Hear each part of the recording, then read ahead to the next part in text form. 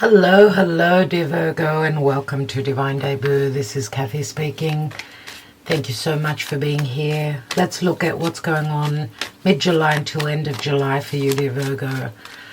Okay, this is for Virgo, Sun, Moon, Rising, Venus, Mars, and North Node.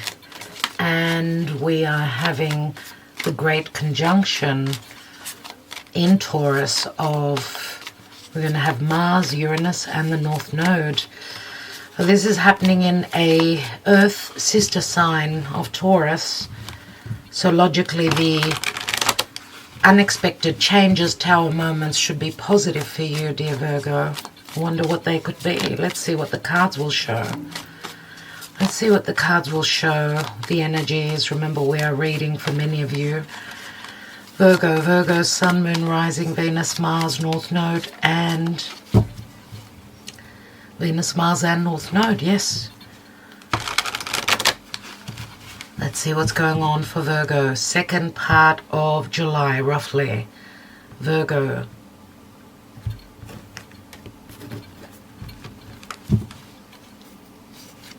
We've got the Five of Pentacles. Two of Pentacles, lots of Earth. You're in your element. Three of Wands. Okay, we've got the Wheel of Fortune. There's a change in the wind here. The Wheel of Fate, divine timing. Oh, the cards want to keep us in suspense here. The changes could be in your home.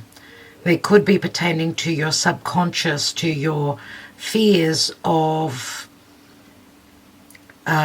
support within a home, your financial situation. We do see quite a few pentacles here. So Five of Pentacles, a sense of lack. Two of Pentacles, maybe, I don't know, working a couple of jobs to try and make ends meet. Jupiter can speak to abundance, changes, where there's been a lack or an imbalance where your finances and your stability and anything practical is concerned. We see that there's a possibility that you have worked hard and that your ships could be coming through. But the moon is, the moon here I feel speaks to fears. Fear of, is it a change of home? Because the moon can speak to home. Some of you maybe haven't been making ends meet pertaining to providing security and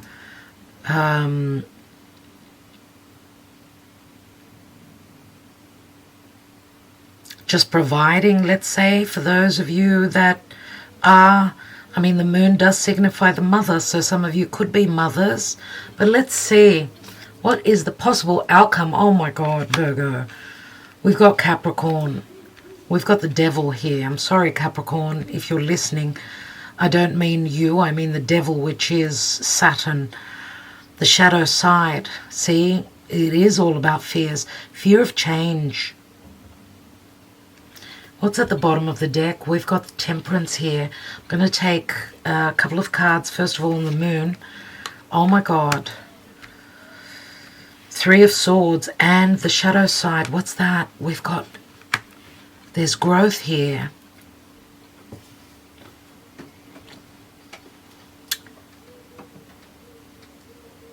Okay, I feel as though some of you don't want to disappoint someone here, a third party. I feel as though some of you may be making a choice. There's possibility because here we've got someone turning their back. They know what they desire. He's holding that Ace of Wands, which is here. So it could be something that is at a physical distance, something that is far away from where you reside, where you live. It could speak to what you desire, what is your passion, what you want to create, something that you want to create. And the Three of Wands comes after the Two, which means having made a choice to walk through that portal, to like being on the precipice of change, right? Making a choice and then building on that choice that you've made, sort of working on that. But there's still fear that you're carrying. The fear of the unknown. It's like you're fearing the worst, but we've got the Ace of Wands here, which can speak to the light coming on. We see dimmed light in both these cards, and here it's like this light switch goes on. That Three of Swords is very interesting to me. We'll have to see what that's about, but let's continue here, because we've got a couple of threes here, and we know that the Devil speaks to fears, but it also speaks to narcissism, vicious cycles. It is Saturnian. It's limiting, it's maturing, it's limiting. It's also, as I said, it speaks to narcissism. And the Wheel of Fate, usually it always turns, right? Always turns.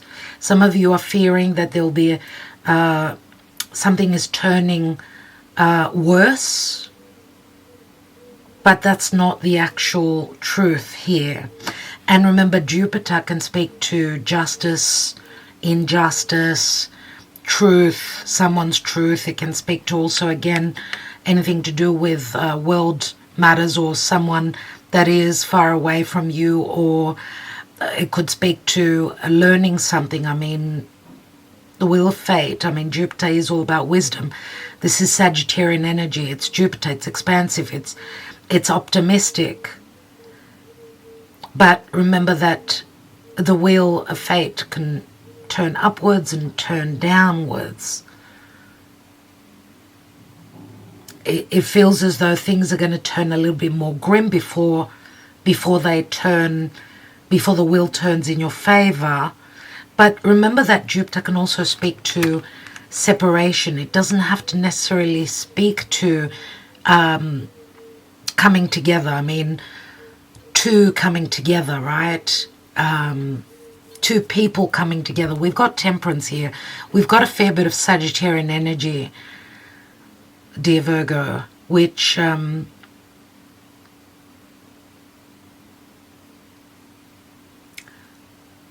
Sagittarius is all about. It's all about truth. It's all about. It's very adventurous. It's very optimistic. Let's see what's going on with you. We see the butterfly here, which does bring up the Scorpio energy. So that's where the South Node is, dear friends. So some of you could be letting go of some sort of fear pertaining to holding on to something karmic of the past. A fear of death, a fear of, I mean, some change or something ending in your life. Because remember, the Wheel of Fate is a number 10, which can speak to endings. For Virgo, the 4th house, so something to do with your home. I was right about speaking about the moon, which rules the home and the mother. So your home and the roots of your being. So maybe that's why some of you are hoping not to disappoint others.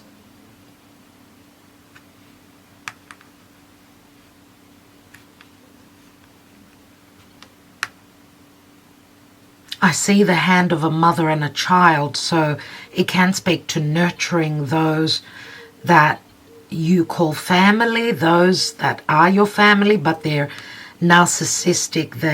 They're like, they take from you, like, because, dear Virgo, you're overgiving, you sacrifice, you do give a lot. Someone who's using and abusing you.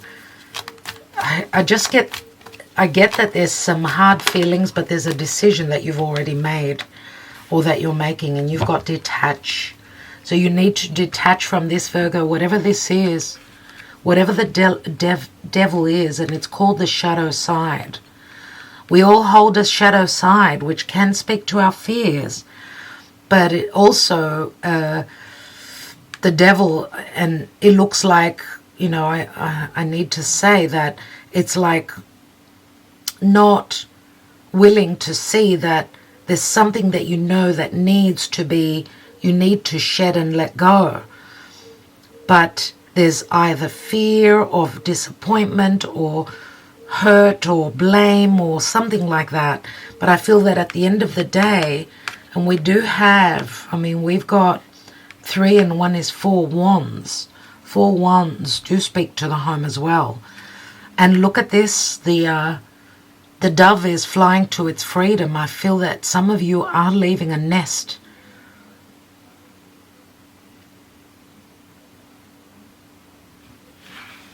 Okay, so the moon can speak to strong deception as well. It can speak to third parties, of course. We've got the devil can speak to an affair as well as the 3 of Swords, so third parties. We've got the 2 of Pentacles, which could be someone that's hedging their bets in between 2 people as well. And this is the card of detach. It is also, it's Libra, it's number 11, Libra. Okay, so Libra can speak to legalities, it can speak to balance and harmony. You are flying towards your harmony and balance, leaving something that was imbalanced, unfair, and unjust. Oh my God, I mean, this card has come out for every sign. This is utterly incredible. How I see the house, dear Virgo, is very similar to the Tower. It's like something that's been built, but there's a coldness to this card. It speaks to the red tape, to commitments, to business, a house where there's no love. It's like something that's been built, like the constitution of marriage, or this could be an institution, somewhere where you work, right? It's the house, it's not the home. And this can speak to blockages, but for me, the house is gonna, this house is, this tower, I'm gonna call it a tower, it's gonna shift with the, with Uranus on the North Node. We've got despair.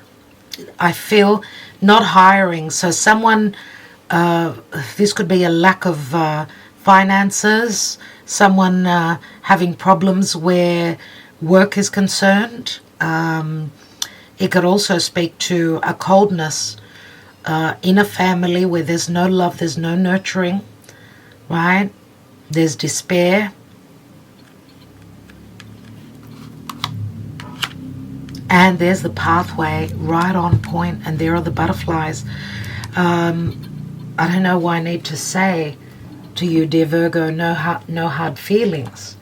That you need to now follow what it is that you desire, what you want to do, and not worry about who or what you're leaving behind. I know that you are torn between this. I mean, for you, when you feel as though you're going to disappoint, it's like you feel the pain first before the other person. But you're, at the end of the day, you're going to do what is right for you. And that is leaving this narcissism, this could be a narcissistic partner, family member, could be just a situation, a loop, hole that you've been in, a cycle that you've been over again and again, karma. I love to see Temperance here because she does speak of calm, she speaks of balance, harmony, healing, right? And divine timing. You're going to see a path open up for you. Just when you think there's no hope at all, the path opens, dear Virgo. Let's take the Mystic Moon Oracle. We've got family. Pause, putting family on pause, or having sacrificed for the family. And then there's numbing. There's just too much pain here. Numbing is very much the Pisces energy, which Virgo for you is your relationships, other people, where you've given everything. Numbing speaks to you've gotten to the point where it hurts so much that there's no pain. Right? And it's like you're trying to numb the pain in other cases. Maybe you're drinking a little bit too much. Let's take one more. And I feel as though whatever you are, whoever you're disappointing, they're not going to take it easily at all. We've got pride and ego. But the pride and ego, it looks, we see the peacock here, which shows much beauty and abundance and strong intuition, right? We always see the peacock feathers in certain decks where they speak to abundance, right? They speak to beauty. So this is this is very much the Leo or the fixed sign energies. So Leo, Aquarius, Scorpio and Taurus, dear Virgo. I don't know if you've got any Leo in your chart. Some of you could be on the cusp, but someone prefers not to speak, not to communicate because of pride. Someone is suffering very much so here. But on another note, the pride and ego does show the path that opens up for you. You are moving towards abundance, great abundance. Now, we've got the 4th house, so it's got a lot to do with your emotional, financial security. There could be changes there as well. Remember that the Wheel of Fate is all about change and endings. Okay, let's see what the angels, gods and goddesses have for you. I want to just take one card, Virgo, on the 3 of Swords and the Moon. What's that about? We've got distant horizons. Oh my God.